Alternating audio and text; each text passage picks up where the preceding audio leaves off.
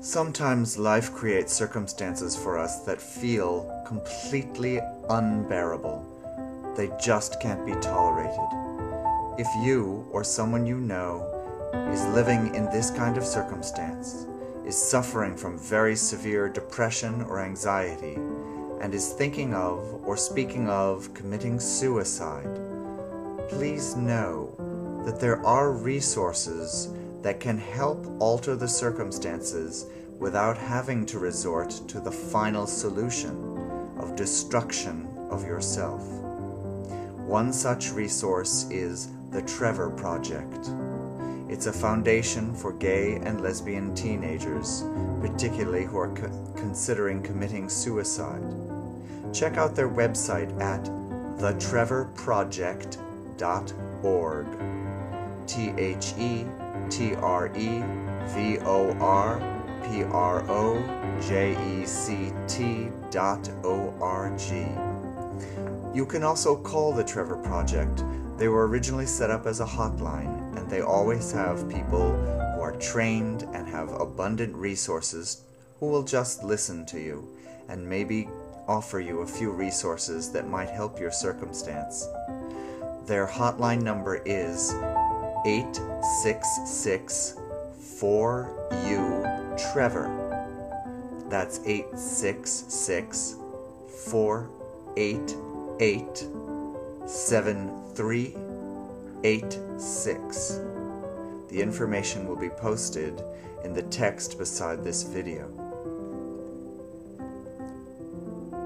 Signs of someone who is considering suicide that should be taken seriously can include a tendency towards isolation or greater isolation than usual, and social withdrawal, increase in their substance abuse, alcohol, marijuana, or harder drugs, in an attempt to self-medicate, an expression of negative attitudes towards themselves.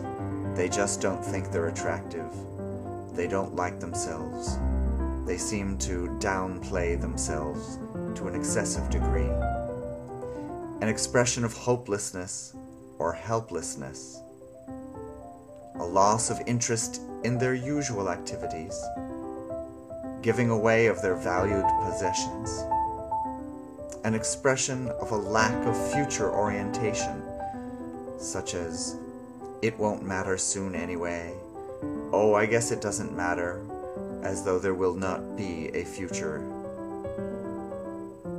For someone who has been very, very depressed, when that depression begins to lift, the individual may be at an increased risk for suicide, because the individual who may have thought through plans for suicide or setting suicide as an ideal, they may find themselves with an extra boost of energy from the lifting of the depression, which can spur them on towards a decision that had already been made.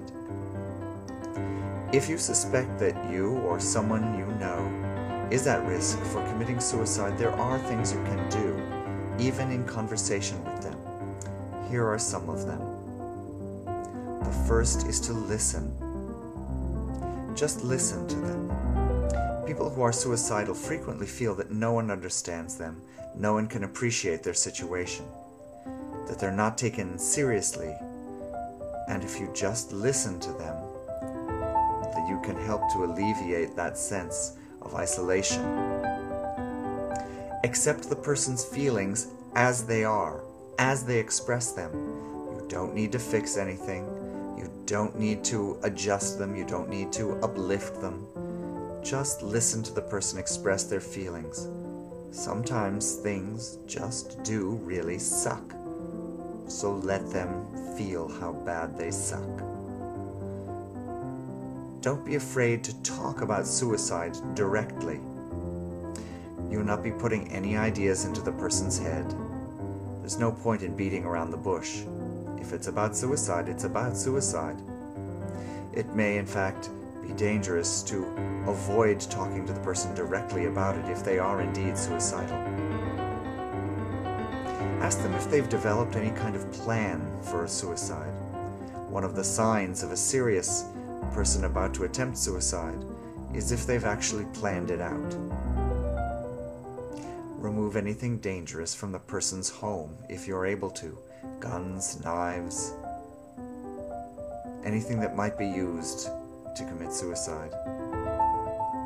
Tell a trusted adult. If someone is seriously considering a suicide, tell any adult in any position of responsibility or capability, so that if you're unable to take action, that adult can step in and save that person from seriously harming themselves. Because remember, the harm or destruction of one individual affects everyone around that individual. They say that each life touches at least 100 other lives.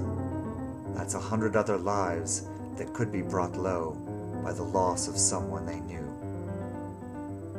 Express your concern for this person, your hope that the person will not choose to commit suicide, but will stick it out even though it's difficult. You can refer to your own self and tell them your feelings about their loss and how it would affect you. Remind the person that depressed feelings do change over time. Life is change, nothing lasts, and happiness is inevitable, given time. Point out to them that when death is chosen, it's final. Develop a plan for help with that person. Perhaps you know of resources. Certainly, you can look into the Trevor Project or other resources yourself and have those available to bring into conversation with a person. And you can set out a course for them, set out a future for them.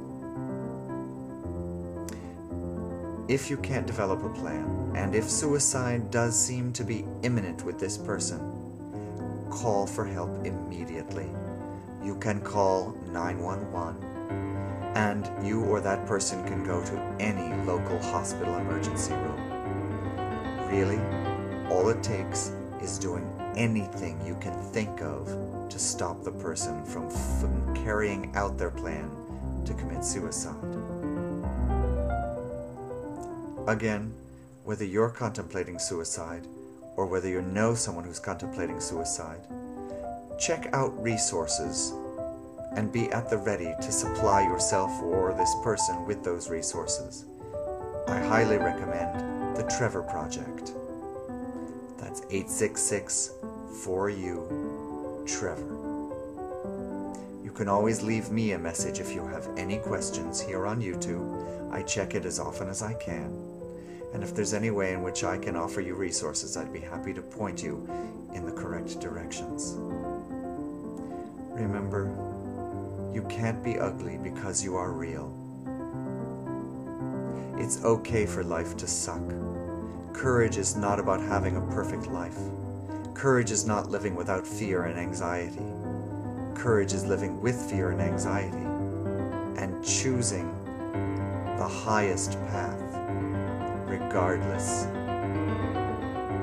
I hope you'll stay around because I appreciate beauty, and every beating heart is beauty to me. The longer your heart beats, the more beauty there is in the world. And I know the feelings are hard.